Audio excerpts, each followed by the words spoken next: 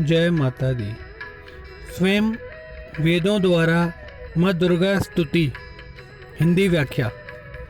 वेदों ने कहा, माँ दुर्गे आप संपूर्ण जगत पर कृपा कीजिए। पर में आपने ही अपने गुणों के द्वारा स्वेच्छा अनुसार सृष्टि आदि तीनों कार्यों के निमित्त ब्रह्मा आदि तीनों देवों की रचना की है।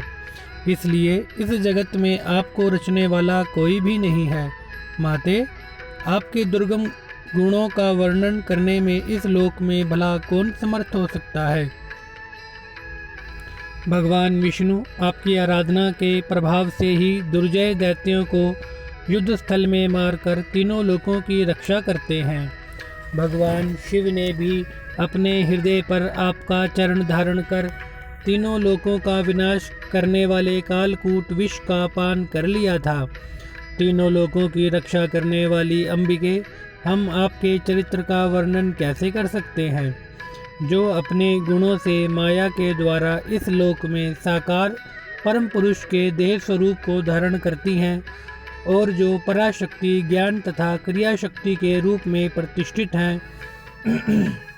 आपकी उस माया से विमोहित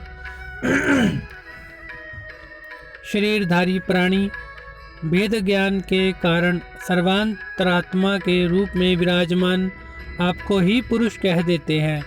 अंबिके, उन आप महादेवी को नमस्कार है। स्त्री पुरुष रूप प्रमुख उपाधि समूहों से रहित जो परब्रह्म है, उसमें जगत की सृष्टि के निमित्त सर्वप्रथम सृजन की जो इच्छा हुई वह स्वयं आपकी ही शक्ति से हुई।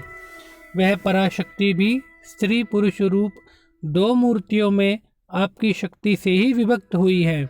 इस कारण वह परब्रह्म भी मायामय शक्ति स्वरूप ही है। जिस प्रकार जल से उत्पन्न ओले आदि को देखकर मान्य जनों को यह जल ही है ऐसा ध्रुव निश्चय होता है, उसी प्रकार ब्रह्म से ही उत्पन्न इस समस्त जगत को देखकर यह शक्त्यात्मक ब्रह्म ही है ऐसा मन में विचार होता है। और पुनः परात्पर परब्रह्म में जो पुरुष बुद्धि है वह भी शक्ति स्वरूप ही है ऐसा निश्चित होता है। जगदम्बिके, देहधारियों के शरीर में स्थित षट चक्रों में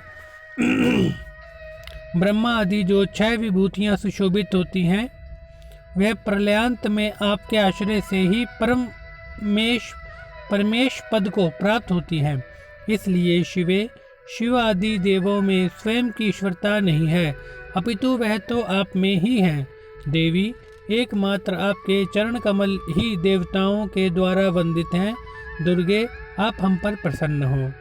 इस प्रकार श्री महाभागवत महापुराण के अंतर्गत वेदों द्वारा की गई दुर्गा स्तुति संपन्न हुई। जय माता दी।